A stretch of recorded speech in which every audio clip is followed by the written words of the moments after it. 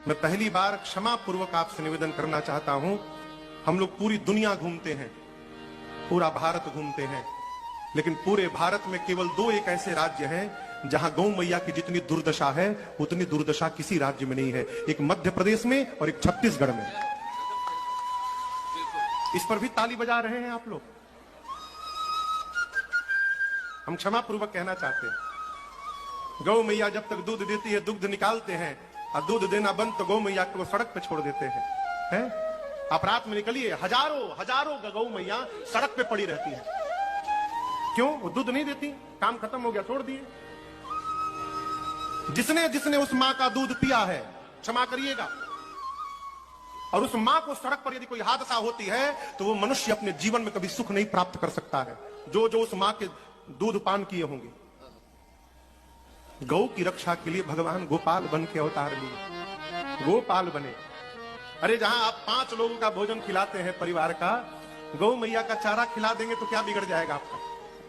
जिस घर के दरवाजे पर गौ मैया रहती हैं, उस घर में यदि कोई विपत्ति बाहरी आती है तो गौ मैया उस विपत्ति को अपने ऊपर झेल लेती है, उस परिवार को सुरक्षित बना कर रखती है। यह हमारी गौ मैया की परंपरा महानता है। इसलिए मेरी सरकार से प्रार्थना है, यहाँ के लोगों से प्रार्थना है, गौ गंगा गीता भारत के आधार स्तंभ हैं। गौ गंगा और गीता, इस स्तंभ को बचाइए। गौ माताओं को इस तरह सड़क पर लावारिस न छोड़ा जाए है। सारे देवता गौ के शरीर में विराजमान है। 33 कोटि देवता गौ मैया में है। यदि आप गौ मैया की सेवा कर रहे हैं तो किसी मंदिर में जाने की आवश्यकता नहीं है। घर बैठे बैठे आप समस्त देवी देवताओं की आराधना पूजन नित्य किए जा रहे हैं। करके तो देखिए। गौ मैया विप्र है, नंदी महाराज विप्र है, नंदी विप्र है। आम का वृक्ष, पीपल का वृक्ष, बरगद का वृक्ष, जामुन का वृक्ष और पाखर का वृक्ष, जो 5 पल्लव हैं, ये विप्र है। भगवान का मंदिर विप्र है, भगवान का श्री विग्रह विप्र है, शिवालय विप्र है, भगवान के पूजन में प्रयोग में आने वाली सारी वस्तुएं विप्र है, भारत की नदियां विप्र है। पूरे ब्रह्मांड में केवल भारत भूमि ऐसी है जहां हम नदी को मां कहा करते हैं। नदी मां है,